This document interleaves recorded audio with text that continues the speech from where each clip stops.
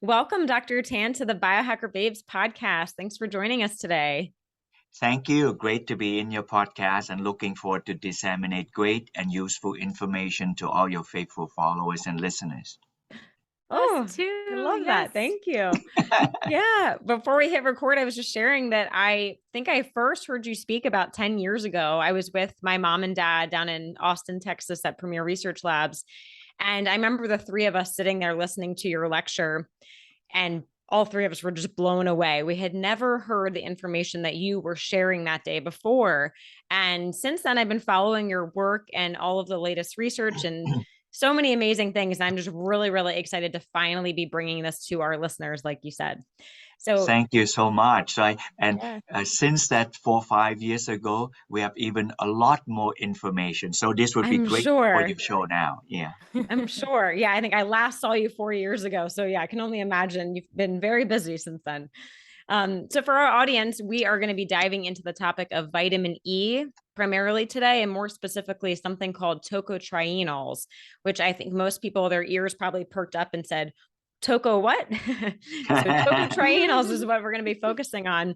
So I think Dr. Tan, to kick us off, why do most people not know about tocotrienols and a lot about vitamin E in general? Yeah, they don't know tocotrienol because tocotrienol was discovered something like 40, 50 years after tocopherol. So that's one.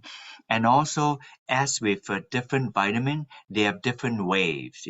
I think in the 1960s and 70s, the rave was about vitamin C. And then in the 80s and 90s, it was a vitamin E, and that would be tocopherol. And then if the audience remember, in the end of 1990s and 2000, we only read negative report of vitamin E. I don't mind saying this. If you read, they simply did not work, and they're always referring to tocopherol. They pumped it up, and it's not working. And then people moved on. And then after that, in 2000, 2010, it was about vitamin D. See, vitamin D is still good, but vitamin D. And then in the last 5 years is vitamin K. If you follow, it's like that. And by the way, all these vitamin I just mentioned, they're lipid soluble. The only two exception water soluble are C and B. And then they have the utility, no problem like that.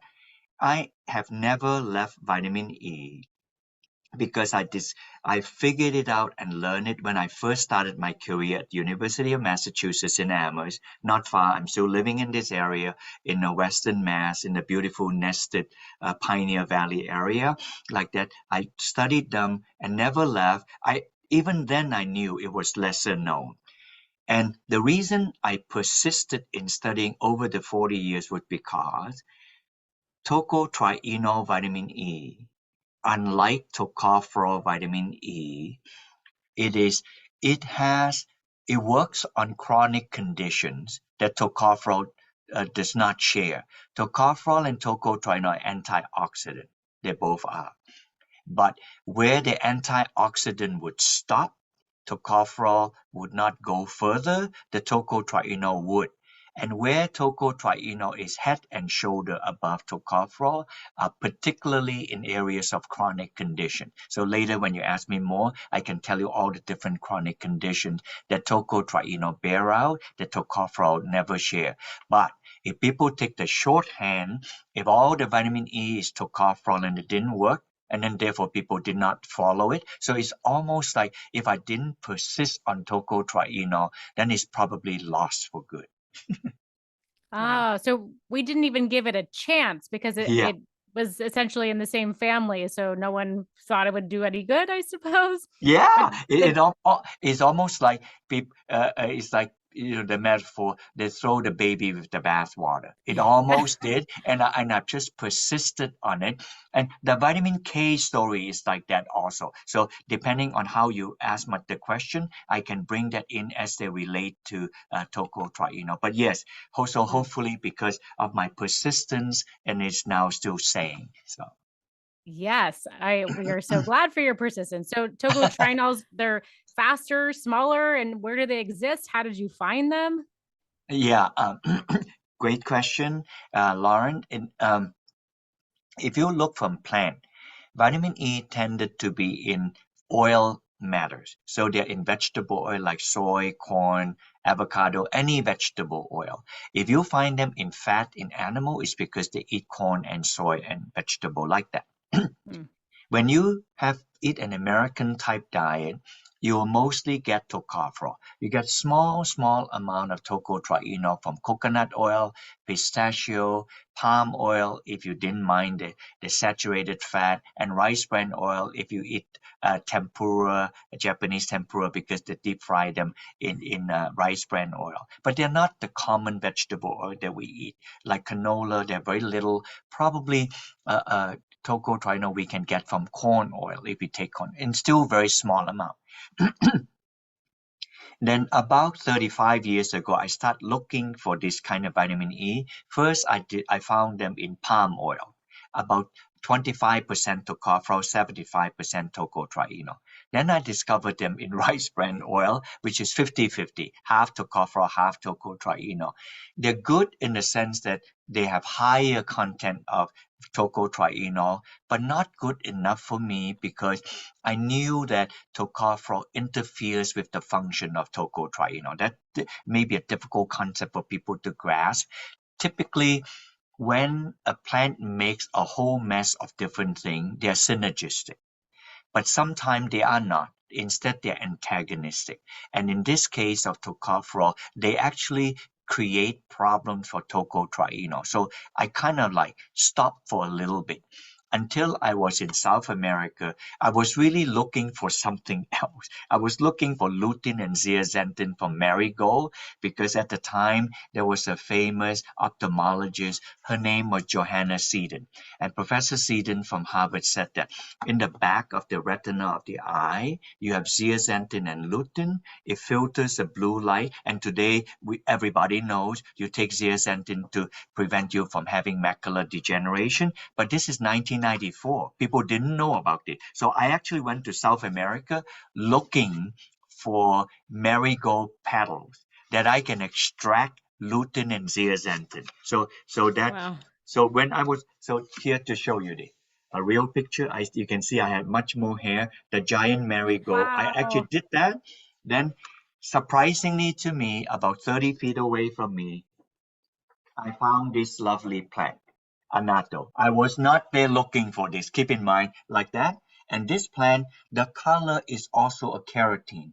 But when I touch it, it stained my hand. The picture is already stained, but I just to illustrate it like that. Then when I did that, this is to tell you that in carotene in nature, they are bound to the plant. If it weren't, if you were to grab hold on a carrot, your hand will be beta carotene. It doesn't do that. If you were to have Italian sauce, you have to cook the sauce. If you cook the sauce with a little bit of vegetable oil, then you notice that the vegetable oil will have color. But you have to cook them to see that. But otherwise, they're in the cytoplasm, inside the cell. If you're in New England eating lobster, notice that they're bluish or yucky green. The moment you cook them, the protein separate and deproteinate, and then you have the lobster color, and then you have the shrimp color, like that. That's astaxanthin. Now, I'm telling you that context because unlike everything in nature, this plant is not bound to anything. If you touch it, it stains you. So I asked that fateful question when I was looking for something else there that, oh, there must be a powerful chemical antioxidant that protect the color from degradation. It was just like that. I asked many questions in science. Most of the time they're in a cul-de-sac. It's a dead end. This one did not turn out to be a dead end. So and I Awesome. thought that it was probably a polyphenol. There are many polyphenol antioxidant, but this isn't. Then surprising to me, it was a vitamin E molecule. And more surprising to me, it contained tocotrienol. And most surprising to me, it only contained tocotrienol without tocopherol. It was because of that. So unlike even from palm and from rice that have 25 to 50% tocopherol, I returned back to research in tocotrienol because now I found a source. of vitamin E without tocopherol, and the only two vitamin E it contained that, listen to this, this is the best is yet to come. The only two vitamin E is 90% delta and 10% gamma. Why did I tell you this? In all the study of delta, of all the vitamin E, the one that is beyond head and shoulder above everything is delta tocotrienol. In cancer, in metabolic syndrome, in dyslipidemia, in people with fatty liver disease, in prediabetes and diabetes. Then I said, at the time, I didn't know all of this. We have lots of animal studies that suggest this. So I quickly called my mentor, who was at the University of Wisconsin. He's still living. He's in his 80s. I just said, hey, Asaf, if this thing, I found this thing, and I remember what he said. He said, distinctively, Barrie, if tocotrienol were to mitigate human condition, your tocotrienol from annatto better do. If not, all of our study is lost.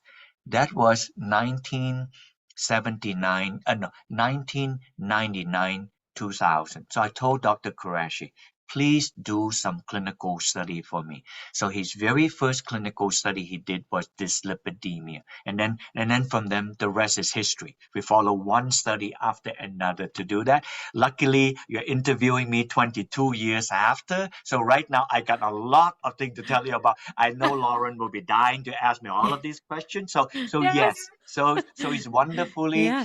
I was there in South America. It was a spiritual moment. I was not even there looking for this. I was looking for something else. Although finding lutein and zeaxanthin in marigold is a wonderful find like that. But today, many people follow that path like that. But I'm really grateful that my attention was distracted back to tocotrienol, and its finding is more dramatic. It's not just localized on the utility in the eye. It's actually used for all parts of our body. Like that. So I'm very grateful my attention was grabbed. It's almost that somebody up there is looking for me. I was supposed to study tocotrienol. I'm not meant to go to do something else. And then this is thrown at me. Then I return back to what I studied like that. So for me, I can't ask for anything more, So Yeah. so, I think it's incredible how the universe was just like pointing you right here. Please research this plant for us. And even you've changed history with it. So I love that story. And then this is in the Amazonia. There are thousands and millions of chemicals.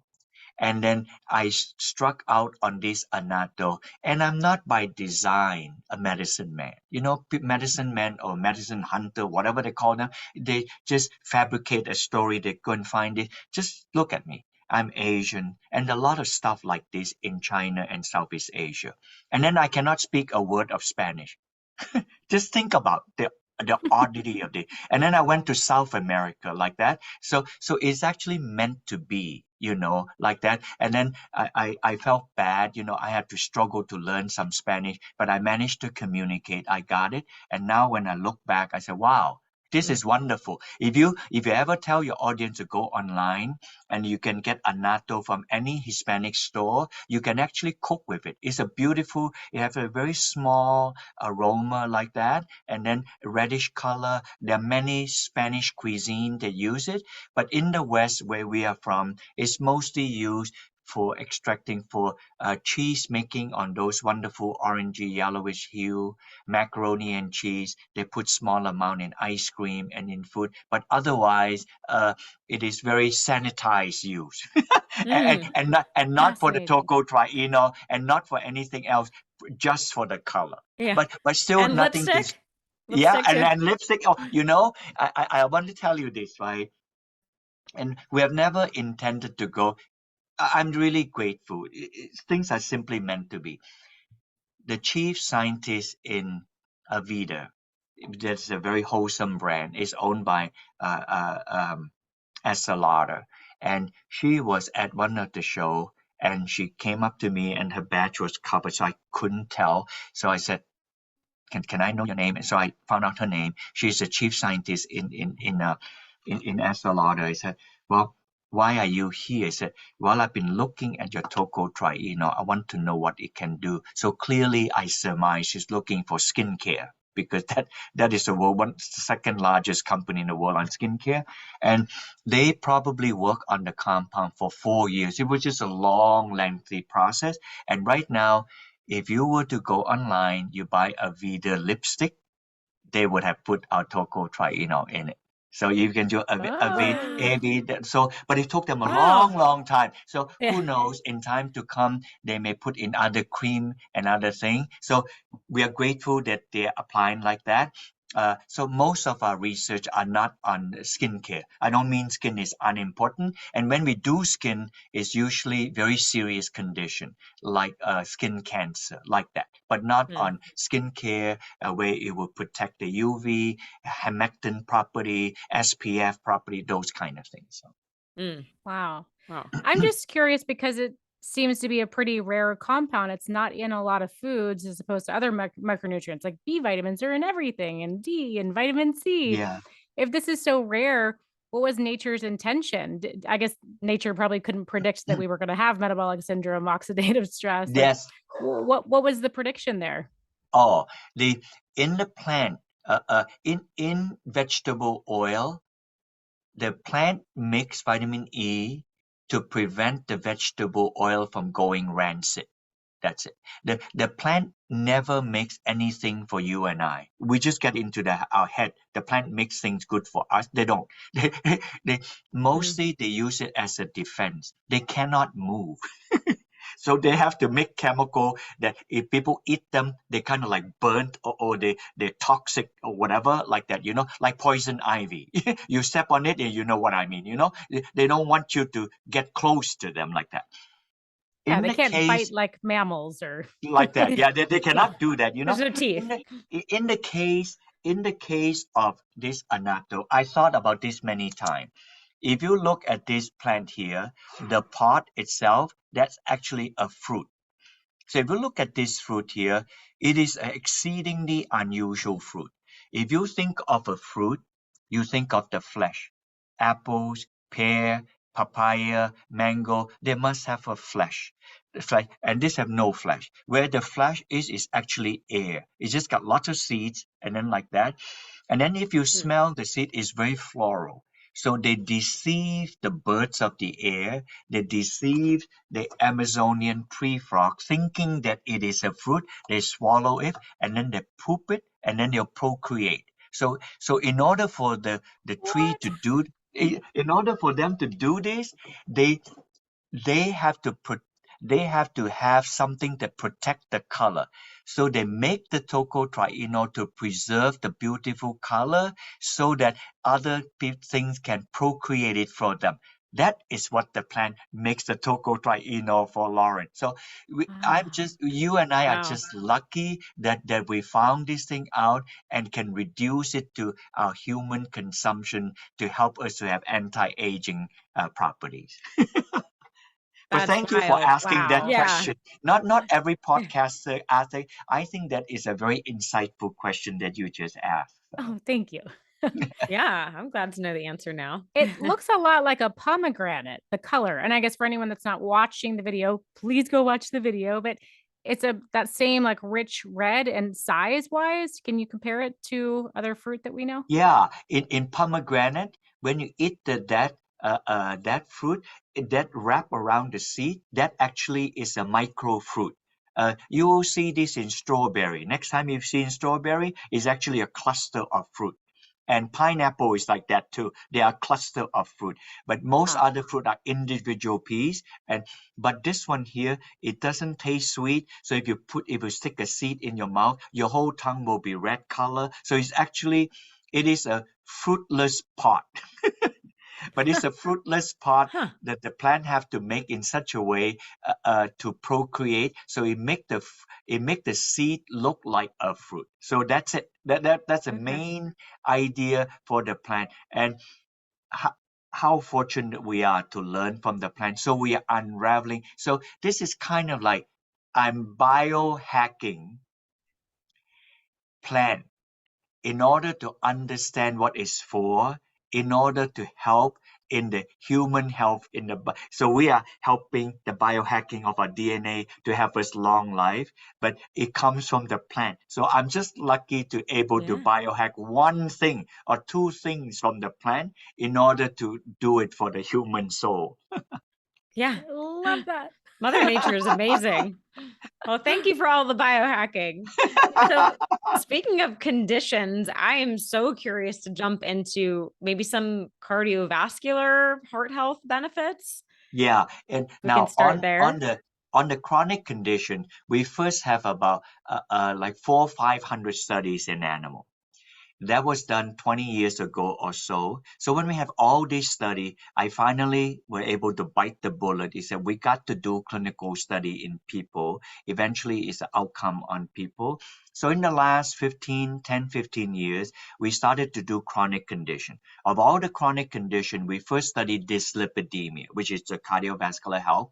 And then we study metabolic syndrome. Also, people metabolic syndrome have cardiovascular health. And then because it's metabolic syndrome, they cross over to pre-diabetes, diabetes, and then finally we went hard after people with fatty liver condition because 30% of adult American have fatty liver condition. And then the last one, which is out on left field, on cancer. So we can leave that unless you ask me later. Otherwise, there will be this area. So to the first cardiovascular condition, as we grow older, sometimes our cholesterol go up. And a high cholesterol can cause arteriosclerosis, one example of cardiovascular problem like that. So when we did the study, we saw that the cholesterol would drop, not dramatically like what a statin can do. It can drop like 15-20%, good enough. Like plant steroid can drop it typically 10%. This is about 15-20%. Not in all cases, but in many cases. When people did not drop, it's because they have a genetic condition of hypercholesterolemia, so they would stay high. But in those cases, when we were doing the study, in early days, we were mapping what can be. We don't know all the answers. So I remember people challenge me and say, well, Dr. Tan, they only half the problem when people have cardiovascular disease or high cholesterol. The other half the time they have high inflammation. That's correct, because half the people have heart attack have high inflammation and the cholesterol is normal. So then we zone in and say we got to have this inflammation. So we study C-reactive protein. And then when we get sophisticated, we study other inflammation thing besides C-reactive protein like interleukin-6 and NF-kappa B2. I know I'm throwing out a lot of these. Basically, when we cluster all the inflammation, they all drop. We cluster the cholesterol that drop, but to Lawrence, a patient or people you help, this is a very important thing. In the lipid profile, usually people look at the cholesterol, but the lipid profile always have triglyceride. And usually the doctor don't spend enough time telling the patient of the triglyceride. About 30 years ago, I met the original medical doctor. He has since retired and passed away. His name is Gerald Reaven, Reaven, Stanford University endocrinologist. He was giving a lecture to get an award in the American Diabetes Association because he cracked the code of understanding what was initially called Syndrome X, because we don't know what X was. And this is during the time when all the X-File movie was very sexy. So everything you don't know is an X, So the Syndrome X, like that. But like then X Factor was vitamin X factor K. like that. But he figured it out. And that's why today we call it metabolic syndrome. And it was him, Gerald Reaven. And then there were a lot of people all around him. And then I'm this short Asian guy. I can't get to them. So I waited because I desperately wanted to ask him. I waited until he had to leave. He had to catch a plane to go back to Palo Alto. When he left, then I cornered him. So he was not happy with me doing that. So I just said that, can you just give me some understanding of metabolic syndrome? He said, well, didn't you listen to my lecture? I said, I did, but I couldn't get it all together. So he said, I'll give you one sentence. If you got it, you got it. I'm really grateful he did, although I have to unravel. So I have to tell the audience, multiply thousands of times to all your audience. I'll tell you what he told me first, and then I simplified in simple language. He told me hypertriglyceridemia always precedes hyperglycemia. That's what he said to me, and then he walks away, catch his plane. So the shorthand is high triglyceride always precedes high sugar. So therefore, you do not overnight become type 2 diabetes. The floodgate does not burst open. So we will abuse our body with high triglyceride in the period of pre-diabetes. So as our body is out of kilter, our triglyceride go up and up and up until our body cannot handle anymore. The floodgates open and then the sugar would be high. But therein lies the opportunity for us. When you next time do your lipid profile, of course you don't want high cholesterol. The doctor will talk to you and pinpoint on that one, cardiovascular disease, but look at the triglyceride. It's on that panel. If your triglyceride should be about 150 and lower.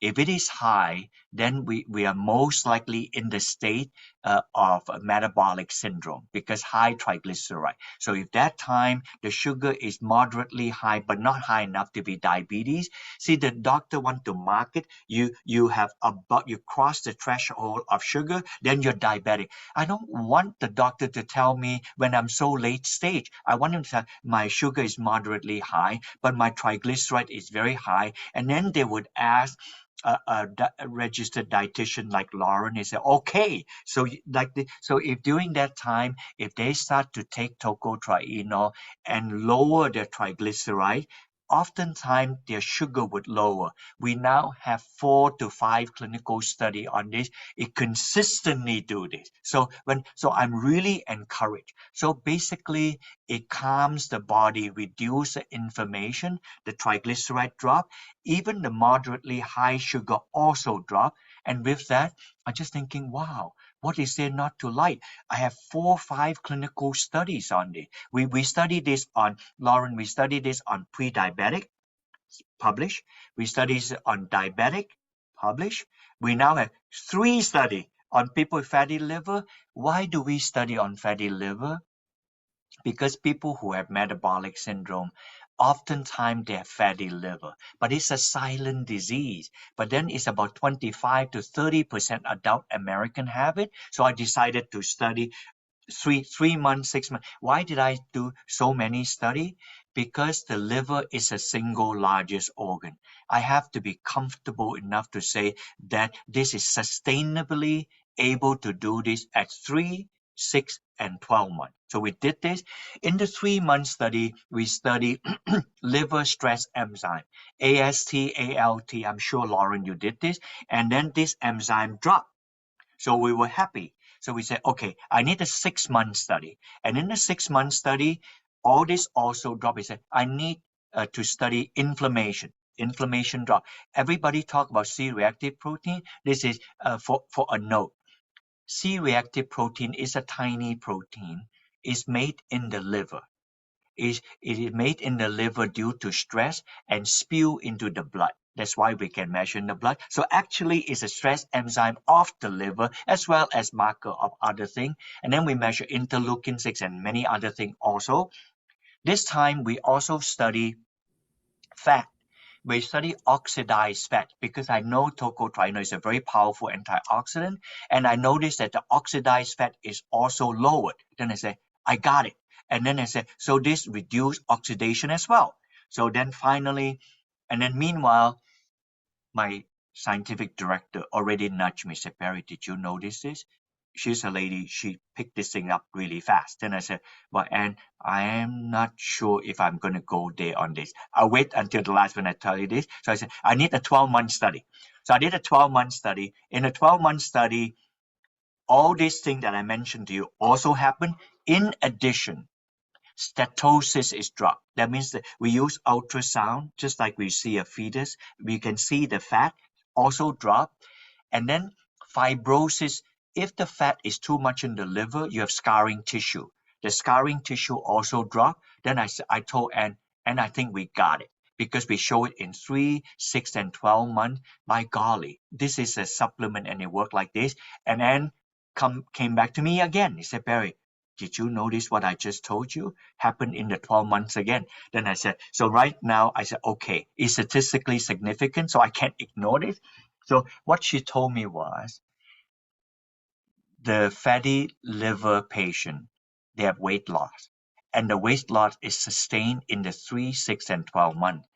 I resisted Ann's request to do this because whenever you say weight loss, it's usually people have it in their head. It must be 2 weeks to 4 weeks. Well, we don't have data of 2 to 4 weeks. Our first data is 3 months. But Ann said, it's fine. Just say you have weight loss on people at 3, 6, and 12 months, but the weight loss is sustained.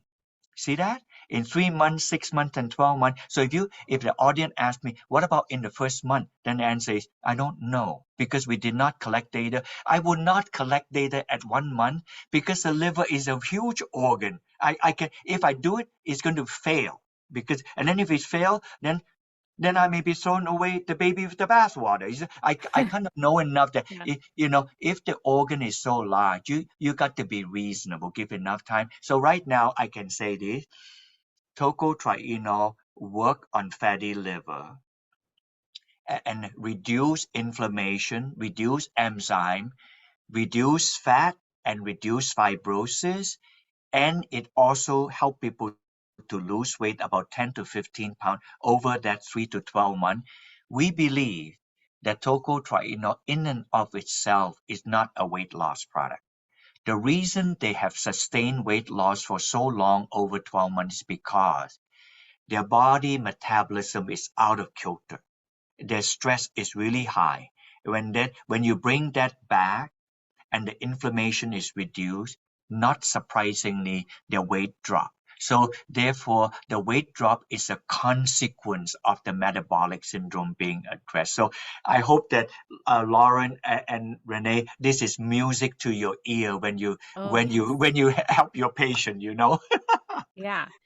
Do Oh, you yeah. think that the liver is maybe the primary pathway here? Because fatty liver congestion, that's a big reason for the triglycerides to go up. So are you always seeing that?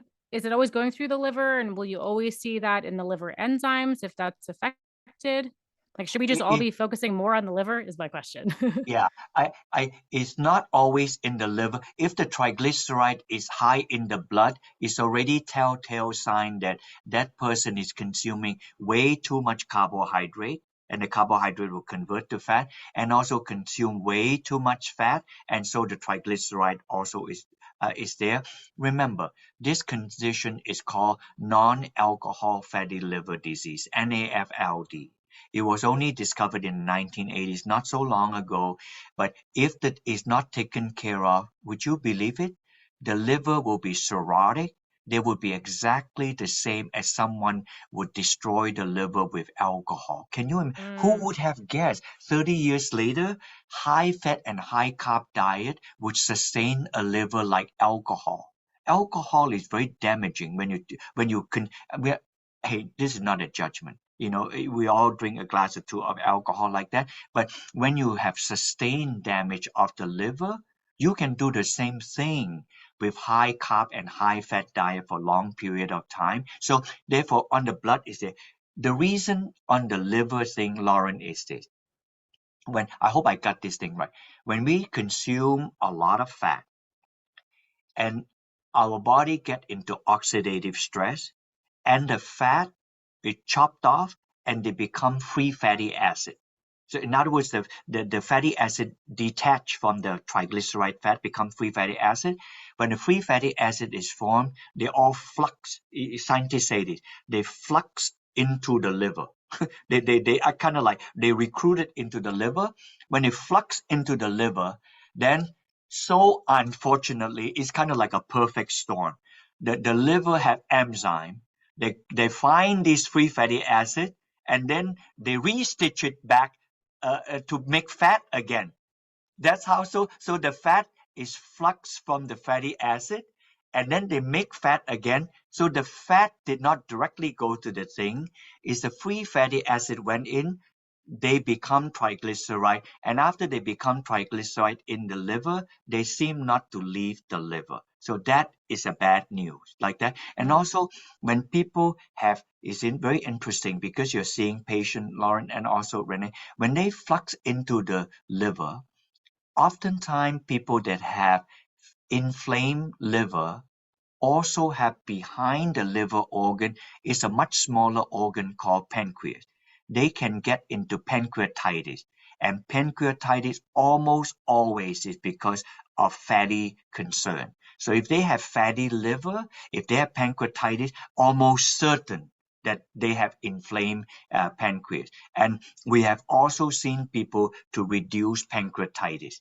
They cannot use hepatitis because hepatitis has already been prescribed to Hep A, B, and C. But actually, hepatitis was put to Hep A, B, and C because of inflammation of the liver. But that inflammation of the liver is because of the virus.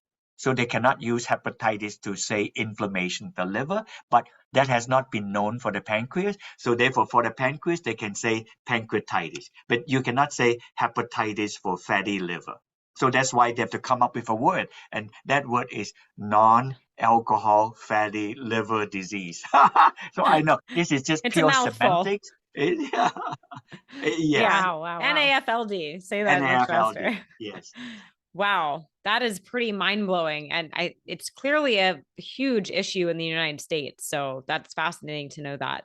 And like Lauren was starting to say, I guess what is the main mechanism? Is it the anti-inflammatory component? Is it the antioxidant pathway? Like, how is it working?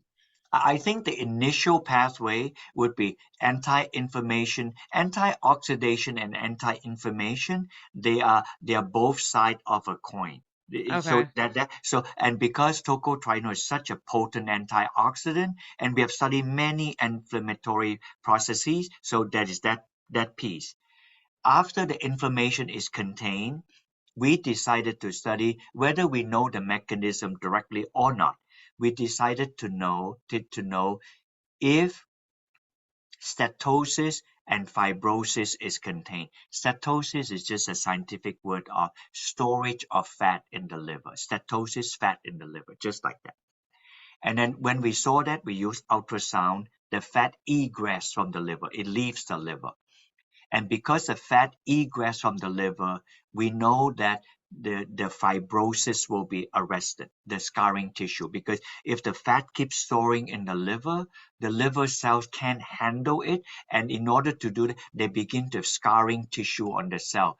When the liver cell begin to have scarring tissue, most hepatologists or those doctors who take care of people's liver, they consider that to be irreversible. So we wanted to study if fibrosis is reversible. So in the 12-month study, we did that and we found that it clearly is reversible. So the first part is oxidation and inflammation reduced. Then we saw steatosis and fibrosis contained. And then we saw that almost, if I can use the word, the liver begin to calm again. Naturopathic doctor, allopathic doctor don't say this. When you have the heart become so stressed, and we have cardiomyopathy like that, that cardiomyopathy is a description of a bloated heart. Because the heart, when you have a bloated heart, and it's not because of exercise, that's not good. The person's heart is going to collapse. And in naturopathic school, I'm not a naturopathic doctor, but I heard naturopaths told me about this, that when the liver is stressed, that you have called hepatomyopathy. So in other words, the liver is so stressed, it would have enlarged like the enlargement of the heart. So the enlargement of the heart is cardiomyopathy. This is hepatomyopathy. So the liver is actually enlarged. Not surprisingly, you see people in the center of the abdomen enlarged. It is partly because of the omentum fat, but it is also largely because of the liver. The liver is enlarged. Wow. You know what I mean? So if you Yeah, know I what I mean, hadn't heard that.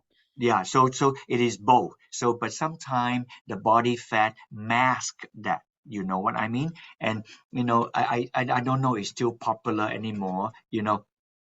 Not that any one of them is good. If you look like a pear, not pretty, but the fat is in that place. But if you look like an apple, that's metabolic syndrome. Neither of them is congratulatory, but an apple shape clearly indicate metabolic syndrome because the fat is in the place that you don't want. If it look like a pear, the fat in the place that none of us want, but it's not in a dangerous place because there are no organs there, a lot of organs there. But if it look like an apple, but there's a lot of organs there, and the organ that matter the most is the liver. I hope this is useful information because I study this a lot. Yeah. Yes. Yeah. That yes. waist to hip ratio. That's such a simple test people can do at home. I mean, obviously you can look in the mirror and say, do I look like an apple or a pear? But literally measuring your hip and measuring your waist to see Yes. what that ratio is. So And important. by the way, now that you mentioned that, in two studies we have done this, we purposely measured the waist circumference. And when people are on tocotrienol, the waist circumference typically drop 5%. We consider that significant because the omentum fat could have decreased, the liver would have decreased, but then the generalized measurement would be BMI. We already saw the weight loss I mentioned to you, but the BMI drop. The BMI drop, all these are amperometric measurement. All this amperometric measurement is important because this is something the patient can figure it out themselves. But of course we have to do more. So we take blood work and measure all kinds of biomarker, and then we did CAT scan and other thing to actually have an understanding of what exactly is happening in the liver, those kind of measurement. So Lauren, when we try to do this study, we try to ask two questions. What would be something that would convince a practitioner like yourself to tell your patient? And what would convince a medical doctor, a naturopathic doctor to tell their patient? But we also did the last study on 12 months. I am already comfortable with people who would be converted like yourself in the 3 to 6 months. But I did the 12-month study with a particular intent. I need to have the hepatologist to buy in. They are the most difficult people to buy in because they're specialists, and then if they don't believe it, then they poke a needle and do biopsies, stuff like that, So then I did not want to do biopsies because we have 90 million people with metabolic syndrome. The HMO is not going to pay, and it's very invasive. So the closest next thing I can do would be CAT scan. So I did the CAT scan, and the CAT scan clearly showed that the fibrosis is being reduced or stopped. So we're hoping that the paper just published, if we get the hepatologist to buy in, then I have the whole entree of health professional to buy in. So I went to all of this to do this. So I'm hoping that you would clearly recommend this to your patient to do this because it would matter to them. It would help them to contain this thing. Right now, there's no drugs. Even if you were to be allopathic, there's no drug to treat fatty liver. So. Yeah, this is quite incredible. And we are all about empowering our clients and empowering the patient. I think patients need to be educated on this. And so anything they can do at home and also just to present this to their physician that they've been educated on this. So amazing. So you're seeing it's reducing, it's calming, it's actually improving, it's reducing weight. I mean, these are pretty incredible results. Are you seeing that with short-term supplementation? Do you need long-term sustained? Do you have to keep doing it, or are the results maintaining themselves? For the short-term one, the very first indication we saw this was at 3 months. They drop about 12 pounds. So we know that anything less than 3 months, we don't have the data like that, although it's nothing hurting them. We have seen as short as 1 month, the oxidative stress reduced. That part we saw. And then we saw sustained drop at 12 months. And the study finished. And I don't see any reason why people would discontinue with it because it helped them. I take tocotrienol. like that, not for overweight or something like that. I have genetic hypercholesterolemia. So full disclosure, I'm 5'4" Asian, about 69 years old, and I'm 125 pounds. So I'm not overweight or obese, but I have genetic hypercholesterolemia. So I worry I don't want to die suddenly of a cardiac arrest, and then in my sleep, and my wife found me out cold the next day. That would be a terrible way to go. So I take tocotrienol to reduce my inflammation, and my C-reactive protein is always small. And even though my cholesterol is high, and people talk about this gibberish, you can have high cholesterol. Is that the buoyant cholesterol or the dense cholesterol? The dense cholesterol is atherogenic, and almost all my cholesterol are buoyant cholesterol, so they are not the atherogenic cholesterol. So I have that measure. Even though my LDL is high, my inflammation is contained, and I exercise regularly, and I do not.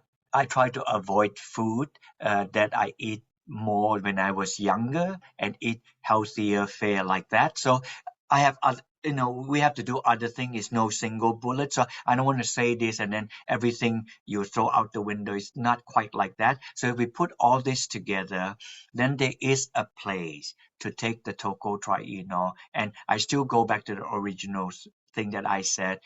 If I did not make the turn to do tocotrienol, probably the baby will be thrown out with the bathwater, because tocopherol does not do this.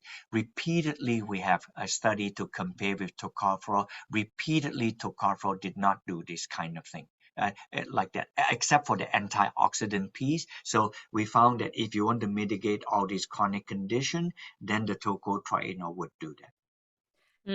I ran around the house before we got on, knowing we were going to talk to you about this, checking all my supplements. I was like, oh gosh, I want to know what has tocopherols in it. And lo and behold, I found, one of my favorite antioxidant formulas has tocopherols. I was super bummed. So it seems pretty common, right? Would you say that if most people did that, they would find that in their house? Yeah, and if you go to a store to look for vitamin E, you can expect that 90% of the vitamin E will be tocopherol. So if your audience were to hear this, just be a little bit more discriminating. Just look for the word tocotrienol, and when you look for the word tocotrienol, just make sure the annatto is in there. It just simply spell ANNATTO, just annatto, like the one that we use for coloring food. Yeah, perfect. When you have the annatto, then you have only tocotrienol. Right now, I didn't do so good a job. I tried to convince many companies to make multivitamin with vitamin E as tocotrienol. So far, I've only been able to convince one company, which is not good on my part. So if you are willing to, they didn't do it because of me, but I convinced them. If you're willing to remove tocopherol from your multi and you put tocotrienol, then I would take it. I actually stopped taking multi for 20 years because I couldn't convince a company to do it, and they did. And the company is Designs for Health. I'm sure you know them. They are the premier company. So I'm so grateful the premier company decided to do that. So I recommend their multi to other people. I have no gain in this because it's a small amount of tocotrienol. They're simply called Primo Multi.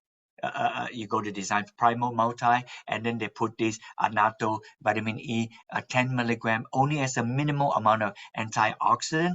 Most of our clinical study, this is the protocol section. In all our clinical study, we study elderly men and women that are otherwise have no condition. They typically take 1 to 200 milligram for antioxidant protection.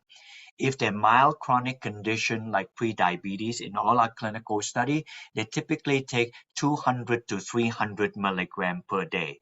Make sure that the tocotrienol is taken with a meal, that they are lipid-soluble. With a meal, they absorb better. And then in a serious condition, which is clearly overt metabolic syndrome, they have fatty liver, they have type 2 diabetes, and in all our clinical study, if people ask me, well, Dr. Tan, you said that this, you said there are people, what happened? I'm only telling you all the clinical study we did.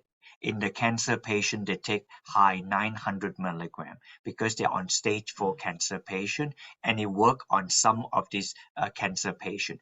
in because we didn't talk on cancer, most of it are other chronic condition, then typically 400 to 500 milligram would work. So there you have it. On the 1 to 200, 3 to 400, and then 4 to 500, that would work just fine for this whole gamut of conditions. You just briefly mentioned cancer. So, I mean, that's a really high dose, around 900 milligrams. Is that for certain type of cancer, any cancer? In the cancers that we study, Renee, there are probably 300 different kinds of cancer. So far, we've shown in clinical study 5 cancers. The one that is done in Florida is pancreatic cancer, probably the deadliest of all cancer. And the other 4, the first cancer trial we did on breast cancer didn't work, so we're repeating that to redesign that. And the one ovarian cancer came out that after 6 months, on the one on standard of care, nobody's living, and on the one on standard of care with tocotrienol, 60% still living, and then after 2 years, 25% still survive. People even challenge me to say, well, for Dr. Tan, they still die. He said that, I remember saying, from the way you asked the question, you're probably a person never have cancer. If you have cancer, and then the death penalty is on it, if you can live 6 to 12 months longer, that's something. He said that. So you know, but because in that cancer, we study people that have no option. They're already stage 4. Why do we do that? Because the oncologist wanted to do the study. You see, let's do it on the one that have no option left. They're under palliative care. You have to go home and get your things in order. And then where even after 2 years, 25% still survive. Meanwhile, the standard of care, nobody was around after 6 months. So then something is happening with the tocotrienol. So now that is taken 900 milligram. Most people come to this, they're not just before it fall off the cliff. That's stage 4. There's stage 3, stage 2, and stage 1. So in the earlier one, probably the amount needed is not that high. Right now, they are trying to design a study that the earlier stages, something like somewhere between 400 to 600 milligram, the design is not known. So for earlier stages, not the end stages like that. Like people with polyps on colon cancer, polyp is early precancerous condition, so they may use lower amount to reduce inflammation in the colon. But that study is not yet afoot. It was kind of like planned, and COVID may have hindered them moving forward as well. So, Wow. Amazing. So many studies. Work. We would love to share this with our audience. I think we could go on and on. And Dr. Tan, I think we're going to have to do a part 2 with you. I know. I think in the part 2, if I can leave you a parting word on this, when I removed the color from the annatto, and then I discovered the tocotrienol. I always found about 1 to 2% something still left there, and then that compound that we have that I found out is a compound called geranylgeraniol. So I just acronized it to GG. If your audience can see that would be the front, the short tail one, and in the back is a long a compound called CoQ10. I'm sure your audience know CoQ10 is good for energy, good for the heart. So this compound is an endogenous compound that I discovered in annatto. What does endogenous mean? Endogenous simply means it's a compound your body makes. Your body makes GG to synthesize CoQ10. So maybe in the next time you have to follow up a year from now, perhaps if you do this, we are trying to do many clinical study. So if that comes out through, this would be a great time for me to retire because I discover a compound the human body make. So it's good for already with tocotrienol. Now this compound GG is definitely anti-aging.